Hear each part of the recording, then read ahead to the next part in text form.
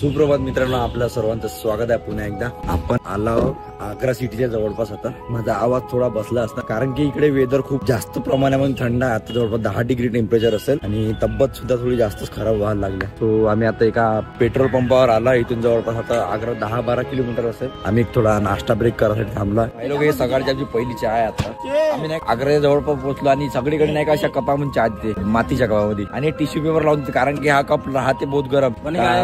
चांगले घरी घेऊन जाण्यासाठी चांगले आहे, शरीरासाठी चांगले आहे. याच्या मातीच्या भांड्यामध्ये पिता म्हणून चांगला वाटत. का बनवलं बे गणेश? मॅगी बनवली दादा. आपण ते लहान पाव टाटा टाकणार आपण. अबे चालेल, एकच एक खात नाही, आपल्याला पानचट वाटते. आपण कसं बनवलं तर थोडं दुःख उठवायचं आणि आनंद घ्यायचा. भाई लोक आमचा नाश्ता वगैरे झालाय करून आता आम्ही निघत आहोत. व्हिडिओ मध्ये घे ना बे. आता कुठे चालू आपण डायरेक्ट आग्र्याला निघणार. तर झाला आता टाइम निघेल. आम्ही 5-10 मिनिटं तिथून निघून जाणार. आता तिथं आग्र्यामध्ये पोहोचू आपण. A few minutes later. आम्ही पोहोचलो आता आग्र्यामध्ये. पोहोचलो आणि जस्ट आमची गाडी पार्क केली बघू शकता. मनीषला लागू शकता आता आम्ही कपडे चेंज करून सरळ ताजमहल बघण्यासाठी निघून जाऊया. तर चला मग बघूया कशा प्रकारे ताजमहल आहे आणि एवढं का बरं याच्याबद्दल चर्चा होत असते. तर आजच्या व्हिडिओमध्ये जाणून घेऊ. चला मग. तर भाई लोक हे बघत आहे पार्किंग एरिया. इथून नाही का 1 किलोमीटर दूर आहे आता ताजमहल. ताजमहलच्या जवळच पोहोचला. इथं गाडी पार्क केली आणि कपडे चेंज केले आहे. A few minutes later. भैया आपका नाम क्या है? आपका नाम रामू राठौर. यहाँ पे रहने वाले आप कितने सालों से? और अभी आप कहाँ जा रहे हैं? अभी लेदर फैक्ट्री देखो, उसके बाद आगरा शूज एंड फेमस. तर बघा मित्रांनो, आपण लेदर फॅक्टरी मध्ये आलो आहे. आपण नाही आ रे का आतमध्ये? अबे साले. अब देखो तर पहिला आपण लेदर फॅक्टरी बघूया. आम्हाला एक गाईड भेटलाय जो रिक्षा चालवते आणि त्यानेच आम्हाला सर्व आग्र्यामध्ये गाईड करणार. असं तुम्हाला सुद्धा आम्ही सांगणार. बघा काही लोक आता आम्ही ऑटोवाल्यापाशी बसलो तर साला एवढा मोठा स्कॅमर निघला तो का म्हणे माहिती आहे का, काही ठिकाण आहे म्हणे फेमस म्हणे आग्र्यामध्ये, ते तुम्हाला दाखवतो म्हणे ना, नंतर म्हणे तुम्हाला ताजमहल दाखवतो म्हणे. तो का केला, त्याच्या जो कमिशन वाला दुकान आहे तिथंच घेऊन गेला. सरळ आम्हाला बूट हाऊस मध्ये घेऊन घालून दिलं होतं त्यानं आम्हाला. राहिलं तर तुम्ही फसू नका. हा, तर म्हणजे आपल्याला नोटीस करायची हेच गोष्ट आहे का कोणाच्या बहकावामध्ये येऊ नका तुम्ही. स्वतः एक्सप्लोर करा. या ठिकाणी भयानक प्रमाणात चाललेली आहे. पैशाची लुटमार एवढी आहे का पहिले दाखवा ना. मी बोलत सांगतो चालू कर.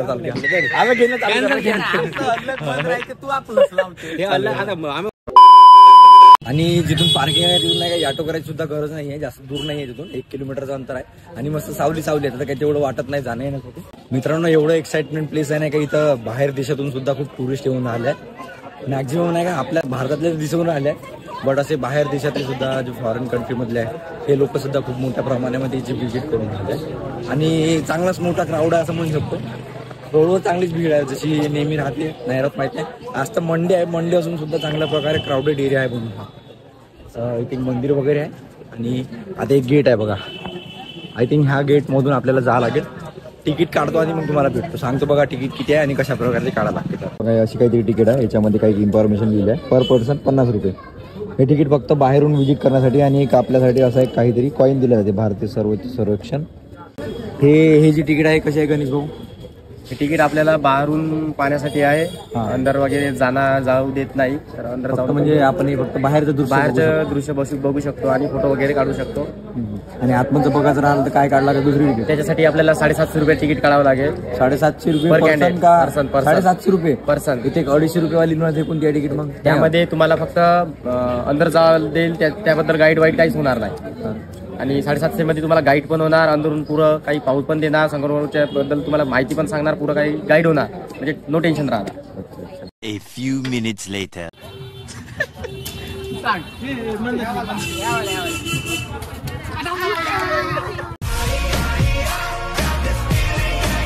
तर हा जो गेम होता ना, आता याला बिद्दी म्हणून ओळखला जाते आमच्याकडे.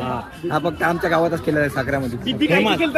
फेमस गावामध्ये आम्ही तिकिटाचे टोकन काढले, त्याचं बिद्दी म्हणून केलं आहे. पोट्टी अशी आहे. पोट्टी आमच्या गावची खेड्यातले.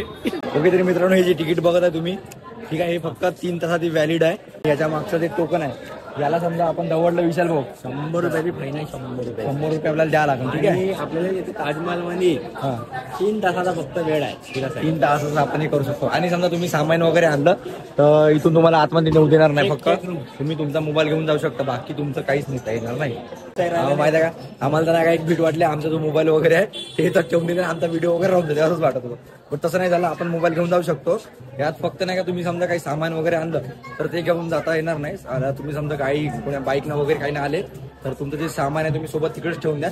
इथं नाही तर सबमिट करावं लागेल. तुम्ही फक्त तुमचा मोबाईल सोबत घेऊन जाऊ शकता, त्याच्यावर काही नाही.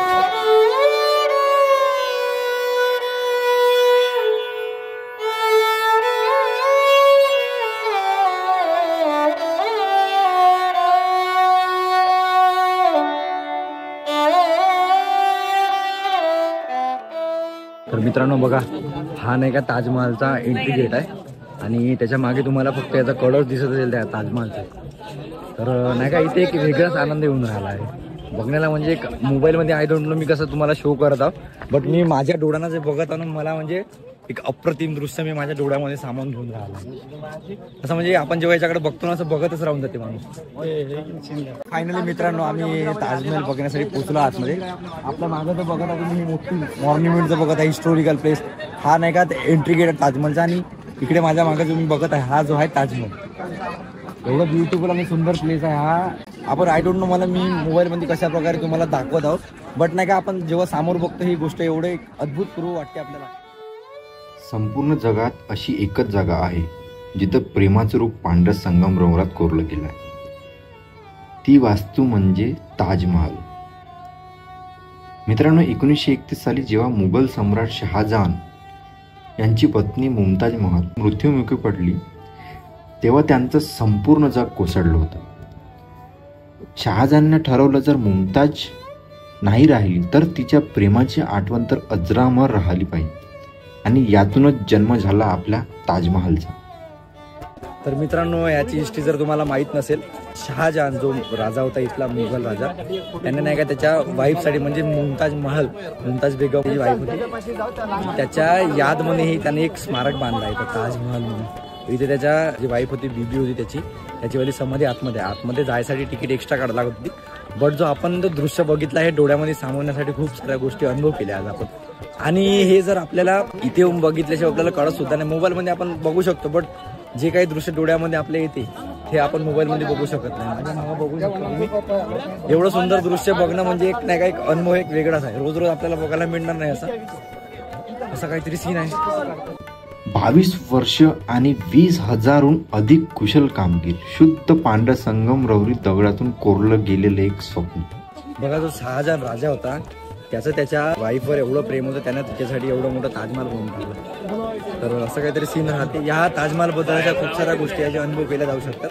असं म्हणलं जाते की जे काही ताजमहाल बनवण्यात आला त्याच्यासाठी जे काही मजदूर वगैरे लागले होते त्यांचे जेव्हा हे ताजमहाल पूर्णपणे बनवून झाला त्यानंतर त्यांचे हात जे आहे कापण्यात आले. का बरं? कारण की हे ताजमहाल जे आहे डबल पुन्हा बनवता यावं. असं एक स्मारक जे केवळ भारतात नाही तर संपूर्ण जगात प्रेमाचं प्रतीक बनलं. तर मित्रांनो, असं माहीत झालं का हे जे दगड वगैरे व्हाईट कलरचे स्टोन आहे हे आपल्या दिल्ली जवळच्या परिसरामध्ये मिळत नाही. संगमनेर म्हणून या दगडाचं नाव आहे, जे व्हाईट कलरचे आहे. आणि हा दगड असा आहे का बिलकुल थंड राहते. आता आम्ही हात लावून बघितला त्याच्यावर असं म्हणजे एवढं ऊन पडून राहिला, पण त्याच्यावर असं वाटूनच नाही आला का ते गरम वगैरे होतं. आरतीमध्ये जगन्नाथ बाबाची तर सीन म्हणजे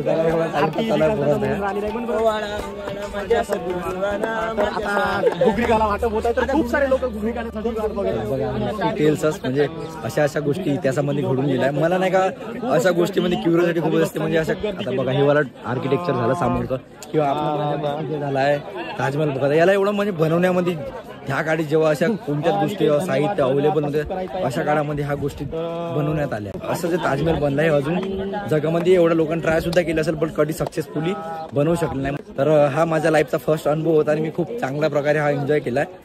मला तर मनापासून खूप छान वाटला इथे येऊन. म्हणजे प्लेस सुद्धा चांगला आहे ना, चांगल्या प्रकारे खूप दुरून लोक हा प्लेस व्हिजिट करायसाठी आले ना. सर्वांनाच खूप आवडलेला प्लेस आहे. आता जाऊया आपण लाल किल्ला बघायला. लाल किल्ला इथून जवळपास 6 किलोमीटर अंतरावर आहे. तर लवकरच पोहोचणार आपण तिथे. तर चला मग तिकडे जाऊ.